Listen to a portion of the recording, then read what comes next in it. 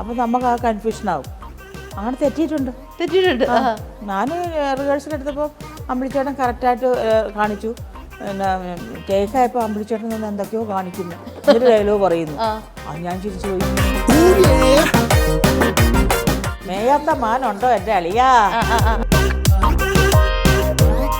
എന്നെ സംബന്ധിച്ച് ഞാൻ തോന്നുന്നു എൻ്റെ നിപ്പ് തന്നെയാ എൻ്റെ മനസ്സിലാണേ, ഇതെന്നാ ആരെന്താ അങ്ങോട്ടും ഇങ്ങോട്ടും നോക്കാത്ത, വെടി പൊട്ടിയിട്ട് ആരെന്താ ഇറങ്ങി ഓടാത്ത, എൻ്റെ മനസ്സിലോട് തന്നെ ചോദിക്കുക. ആക്ഷൻ കളിച്ച് നടന്ന പിന്നെ ബാബുരാജിനെ പിടിച്ച് നിങ്ങൾ കോമഡിയാക്കി, ഹ്യൂമർ ചെയ്ത പൊന്നംകുലിയെ പിടിച്ച് നിങ്ങൾ ആക്ഷൻ ആക്കി എന്നും പറഞ്ഞു.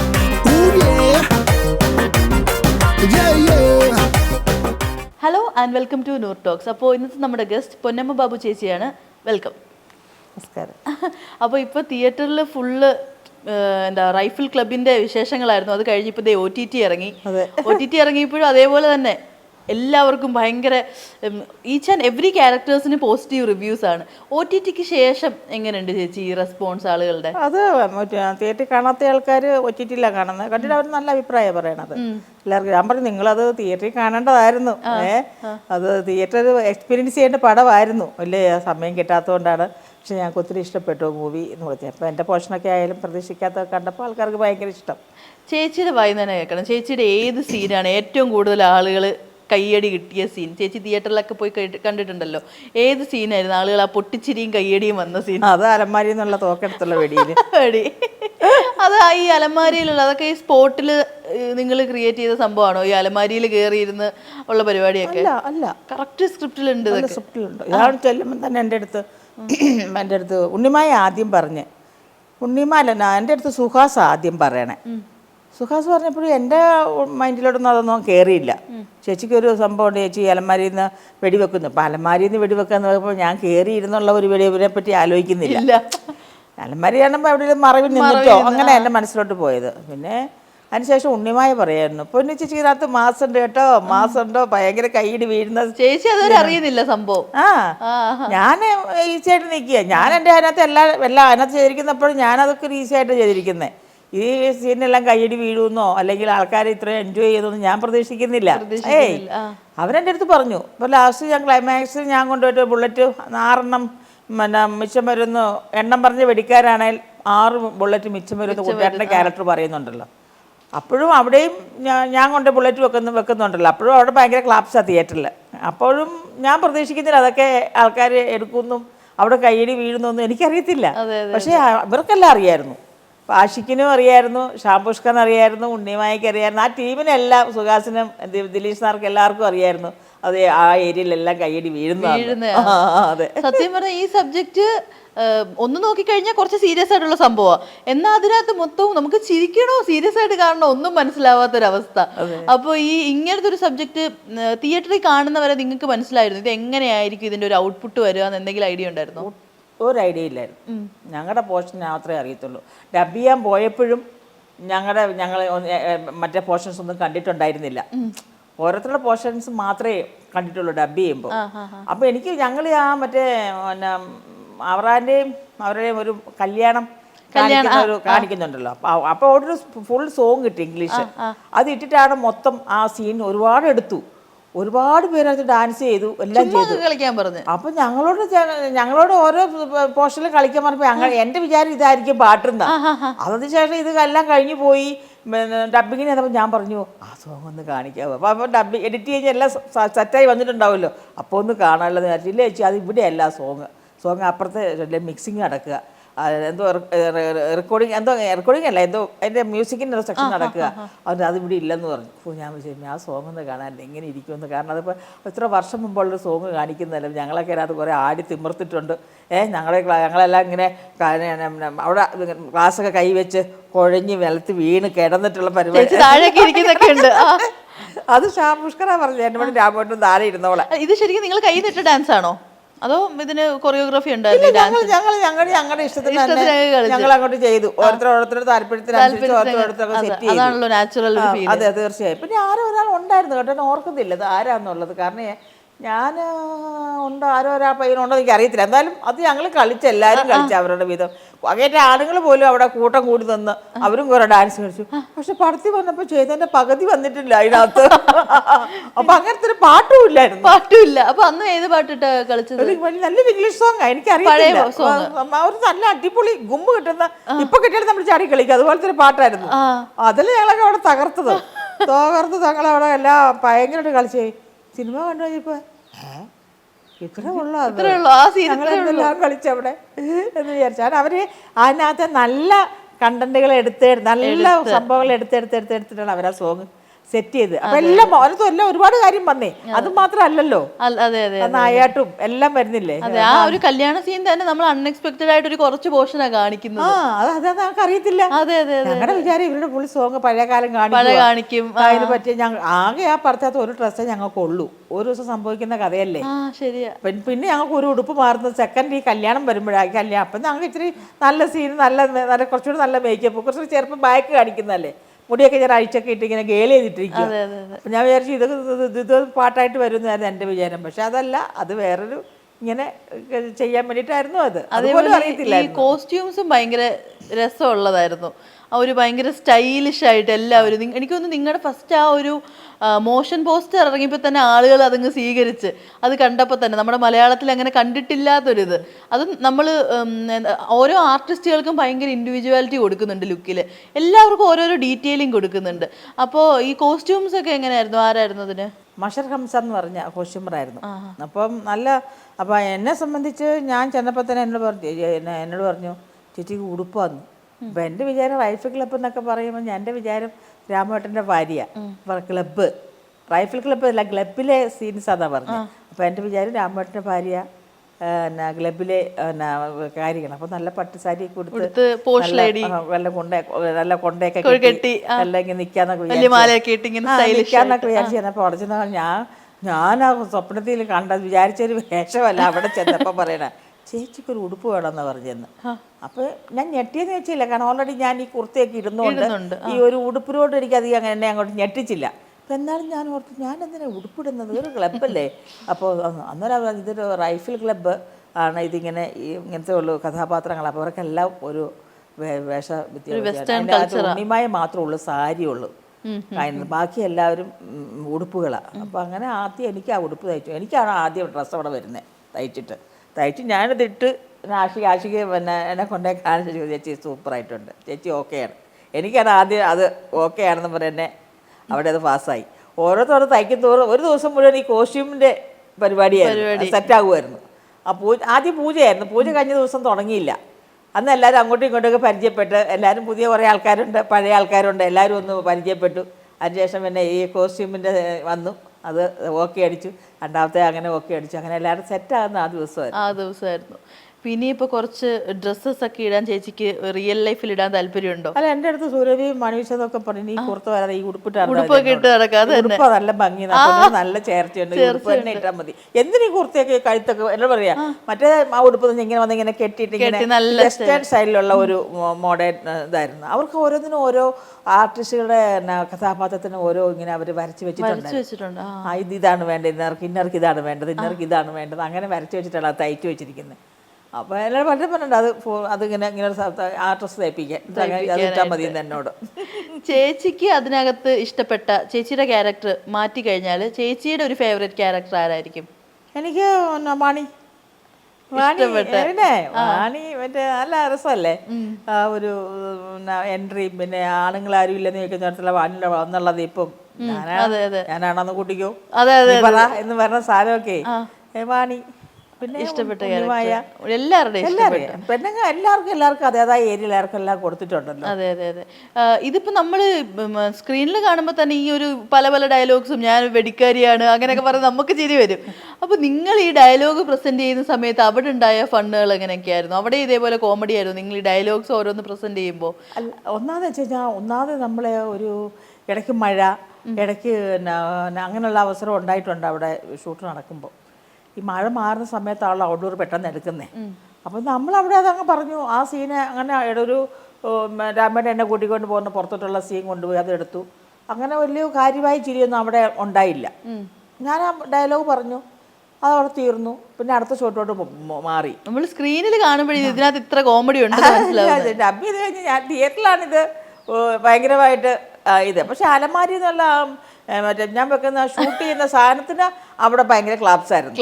കാരണം വെച്ച് കഴിഞ്ഞാല് അത് ഒറ്റ ഷോട്ടിൽ കറക്റ്റ് അത് ഒറ്റ ഷോട്ടിൽ ഞാനത് ദൈവത്തിന് ഒന്നാമത് ഞാൻ പേടിച്ചായിരുന്നു. എന്നാന്നറിയോ, ഒന്നാമത് ഈ തോക്ക് എടുത്ത് വെടി വെച്ച് കഴിഞ്ഞാൽ നമ്മൾ ഓട്ടോമാറ്റിക്കായിട്ട് ഞെട്ടിപ്പോവും.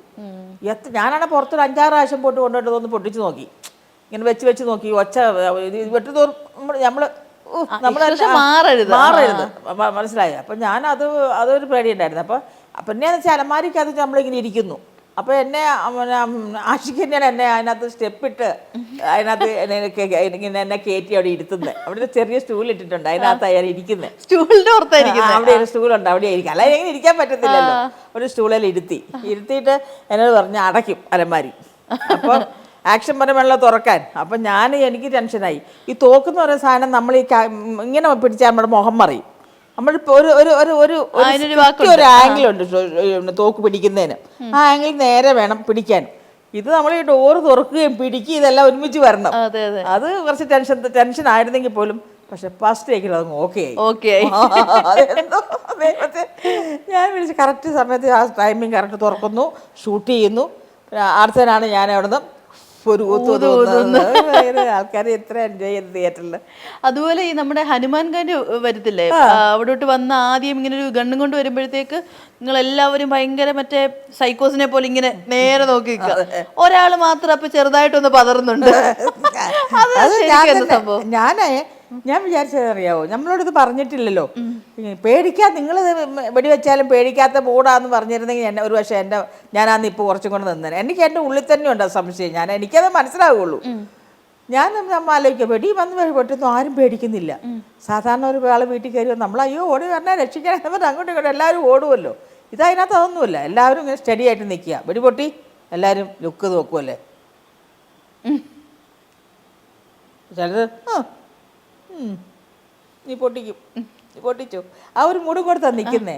എന്നെ സംബന്ധിച്ച് ഞാൻ തോന്നുന്നു എൻ്റെ നിപ്പ് തരിക എൻ്റെ മനസ്സിലാണ് ഇതെന്നെ ആരെന്താ അങ്ങോട്ടും ഇങ്ങോട്ടും നോക്കാത്ത, വെടി പൊട്ടിയിട്ട് ആരെന്താ ഇറങ്ങി ഓടാത്ത. എൻ്റെ മനസ്സിലോട് തന്നെ ചോദിക്കുക. എന്തായാലും അതിപ്പോൾ അവിടെ നിൽക്കാം. ഒരാൾ തോക്കുമായിട്ട് വന്നിട്ട് നിന്ന് പക്ഷെ ഞാൻ തിയേറ്ററിൽ പടം കണ്ടപ്പോഴേ എന്തിനാണ് അങ്ങനെ നിന്നേന്നുള്ളത് എനിക്ക് മനസ്സിലായി. അതെന്നാന്ന് വെച്ച് കഴിഞ്ഞാൽ ഞാൻ ഇന്നുവരെ അഭിനയിച്ച രീതിയൊന്നും അല്ലായിരുന്നു ഈ പടത്തിലായിരുന്നു.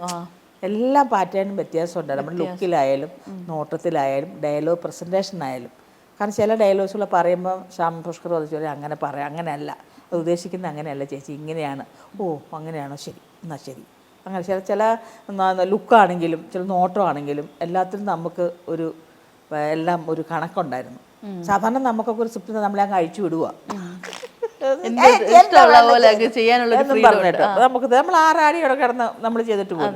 ഇതിനകത്ത് നമുക്കൊരു ലിമിറ്റേഷൻ ഉണ്ടായിരുന്നു. മീൻസ് ഇതുകൊണ്ട് നമുക്ക് സ്വാതന്ത്ര്യമായിട്ട് ചെയ്യാന്നുള്ളതല്ല, അതല്ല അവർ വേണ്ടത്. അതെനിക്ക് ഇഷ്ടപ്പെടുകയും ചെയ്തു. അതെന്നു വെച്ചാൽ അതൊക്കെയാണ് ഒരു പുതുമ എന്ന് പറയുന്നത്. സാധാരണയല്ല ഇപ്പോൾ ചെയ്യുന്ന കഥാപാത്രങ്ങളൊക്കെ പ്രേക്ഷകർ കണ്ടു കഴിഞ്ഞതല്ലേ. അപ്പോൾ ഇതിനകത്ത് വരുമ്പോൾ അങ്ങനെയും കൂടി ഒരു സംഭവം കൂടെ വന്നായിരുന്നു. അങ്ങനെ ആ പടം ഞാൻ ചെയ്തത്. ശരിക്കും പറഞ്ഞാൽ ഇപ്പോൾ ചേച്ചി സംസാരിച്ചപ്പോൾ മനസ്സിലായി, ഇത്രയും മൂവീസ് ചെയ്തിട്ടുണ്ടെങ്കിലും ഇപ്പോൾ ഒരാൾ ഇതേപോലെ അതല്ല അങ്ങനെ മാറ്റി ചെയ്യുന്ന പറയുമ്പോൾ അങ്ങനെ മാറ്റാനും കൂടെ ഉള്ള ഒരു ഈഗോ ഇല്ലാത്തൊരു മനസ്സായിരിക്കണമല്ലോ. എന്തൊരു ഈഗോ, ഞാൻ പുതിയ ആൾക്കാരുടെ കൂടെ അല്ലേ. അതെ, നമ്മൾ പഴയ കാലം പറഞ്ഞുകൊണ്ടിരുന്ന അവിടെ ഇരിക്കത്തേ ഉള്ളൂ. പഴയ കാലത്ത് അന്ന് അങ്ങനെ പുതിയ കാലത്ത് ഇങ്ങനെ ഞാൻ ഇങ്ങനെയുള്ള കൂടെ ഇപ്പോൾ അപ്പൊ നമ്മൾ അതനുസരിച്ച് മാറിക്കൊണ്ടിരിക്കും. തീർച്ചയായും. പിന്നെ അത് നാളെ വേറെ ആൾ പറഞ്ഞാലും നമ്മൾ പറയാം ചേച്ചി അങ്ങനെയല്ല, നമ്മളിതാണ് ഉദ്ദേശിക്കുന്നത്. അവർ ഉദ്ദേശിക്കുന്നത് എന്താണെന്ന് അറിഞ്ഞു കേട്ടിയാൽ മതി. നമ്മൾ എന്തും ചെയ്യാൻ തയ്യാറാണ്, അത് കുഴപ്പമില്ല. അവരുടെ മനസ്സിൽ എന്നുള്ള കാര്യം എന്താ അത് നമ്മളോട് പറഞ്ഞാൽ നമുക്ക് സന്തോഷമായിട്ട് നമുക്ക് അറിയാതെ അവരുടെ മനസ്സിലുള്ളത് അറിയത്തുമില്ല. നമ്മൾ അഭിനയിക്കണമെന്ന് പറയുമ്പോൾ അത് ഭയങ്കര ബുദ്ധിമുട്ടാണ്. എന്താന്ന് നമുക്ക് അറിയുന്നില്ല. ആ ഒരു പ്രശ്നമേ ഉള്ളൂ. അല്ല അവർ പറയും, അവരൊക്കെ പിന്നെ പറയും.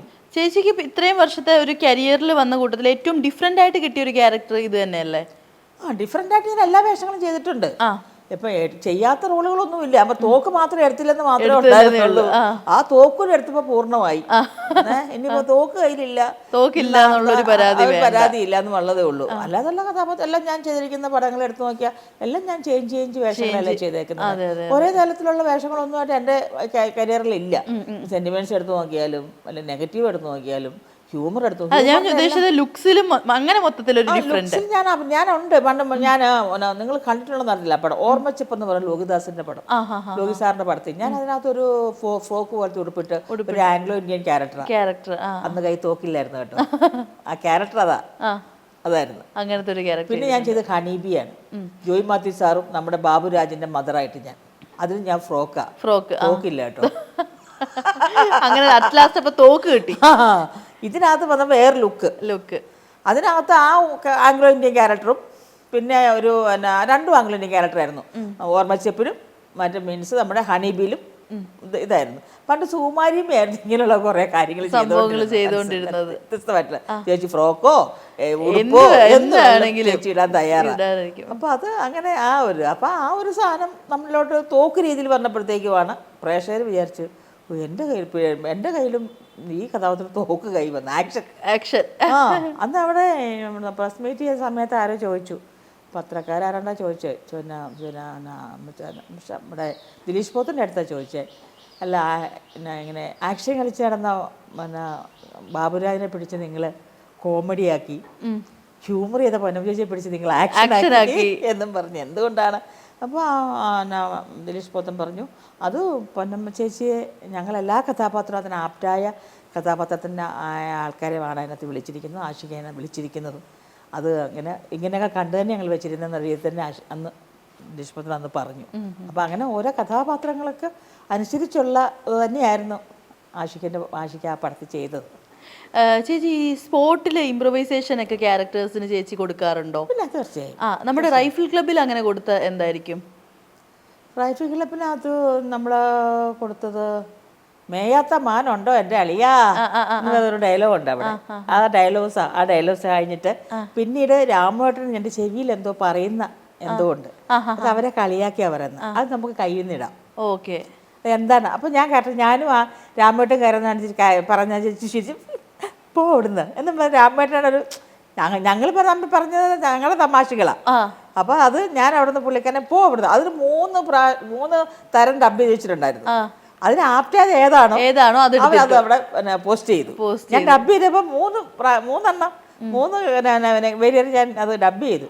പക്ഷെ ആപ്റ്റായ ഒരു സാധനമാണ് അവരെടുത്തിട്ടത് അവിടെ. ചേച്ചി അപ്പോൾ നമ്മൾ ഈ റൈഫിൾ ക്ലബ്ബ് മാറ്റി നിർത്തി കഴിഞ്ഞാൽ ചേച്ചി ഇതിനു മുമ്പ് ഒരുപാട് മൂവീസ് ചെയ്തിട്ടുണ്ട്. ചേച്ചി ഒരുപാട് കോ ആർട്ടിസ്റ്റുകളുടെ കൂടെ അഭിനയിച്ചിട്ടുണ്ട്. ചേച്ചി കണ്ടതിൽ വെച്ചിട്ട് പെട്ടെന്ന് ആ ഒരു അഭിനയിച്ചുകൊണ്ടിരിക്കുമ്പോൾ തന്നെ ഞെട്ടിപ്പോയ സ്പോട്ട് ഇംപ്രവൈസേഷൻ കൊടുത്ത ഒരു നടൻ അല്ലെങ്കിൽ നടി അതാരായിരിക്കും? നടൻ അമ്പിളിച്ചേട്ടൻ, നടി KPC ലളിത ചേച്ചി. അതെ, ചേച്ചിക്ക് ആ ഒരു റിയൽ എക്സ്പീരിയൻസ് ഉണ്ടല്ലോ, അതെന്താ?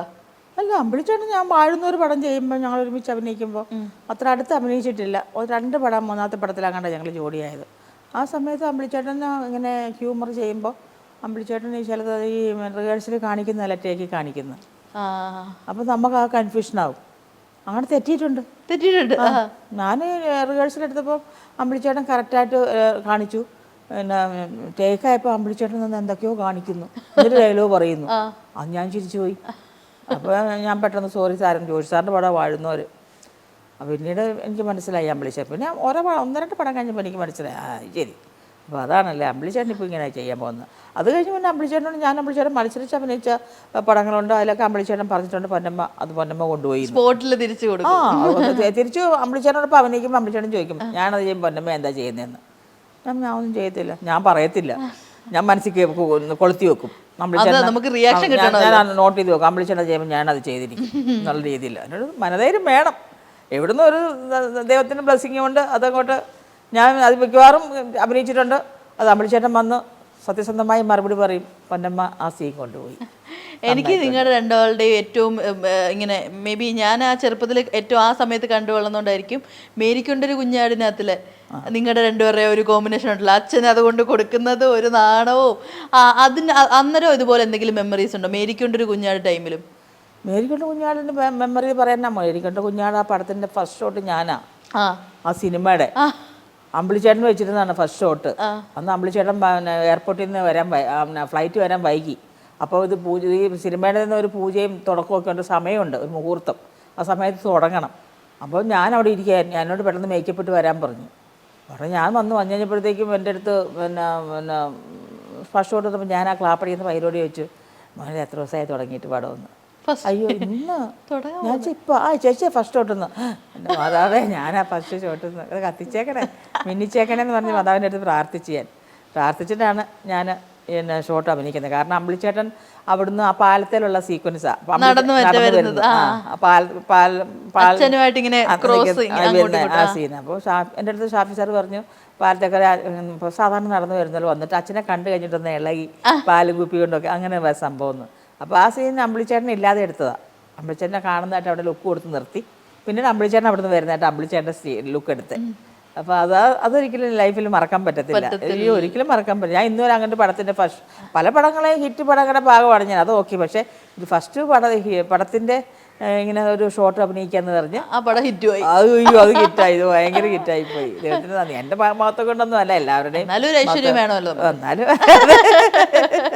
കുഴപ്പമില്ല. അപ്പൊ ഇതേ ചേച്ചി ഒട്ടും കൺഫ്യൂഷൻ ഇല്ലാതെ പെട്ടെന്ന് പറഞ്ഞു അമ്പിളിച്ചേട്ടനും KPS ലളിത ചേച്ചിന്നും.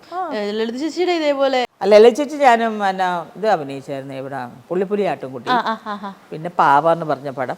പല സീക്വൻസുകളും ചേച്ചിയായിട്ട് അഭിനയിക്കുമ്പോൾ ചേച്ചിയുടെ ടൈമിങ്ങും ഡയലോഗ് പ്രസന്റേഷനും ചില കാര്യങ്ങൾ ഡയലോഗ് ഇല്ലെങ്കിൽ അതുകൂടെ എന്തൊക്കെ ആഡ് ചെയ്ത് കൂടെ പറയാം എന്നുള്ളതൊക്കെ ഉണ്ട്. ചേച്ചിയിൽ ഞാൻ ഒരുപാട് കാര്യങ്ങൾ കണ്ടിട്ടുണ്ട്. ലൈഫിൽ ഇപ്പം ആദ്യമൊക്കെ സിനിമ ഇൻഡസ്ട്രിയിലോട്ട് വരുന്ന സമയത്ത് നമ്മളിങ്ങനെ ആരെങ്കിലേക്ക് റോൾ മോഡലായിട്ടൊക്കെ വെക്കത്തില്ല. അപ്പൊ ചേച്ചി അങ്ങനെ ആരെങ്കിലുമൊക്കെ വെച്ചിട്ടുണ്ടോ? ഉണ്ടായിരുന്നു. ഞാൻ മരിച്ചുപോയ മീന ചേച്ചി പല വേഷങ്ങൾ ചെയ്തിട്ടുള്ളൊരു അമ്മയാണ്. അവർ ഹ്യൂമർ ചെയ്തിട്ടുണ്ട്, ഭയങ്കര വില്ലത്തി ചെയ്തിട്ടുണ്ട്, സെന്റിമെന്റ്സ് ചെയ്തിട്ടുണ്ട്, എല്ലാവരും ഉള്ളവർ ചെയ്തിട്ടുണ്ട്. മീന ചേച്ചി, സുകുമാരിയമ്മ, ഇവർ രണ്ടുപേരായിരുന്നു എൻ്റെ മനസ്സിൽ.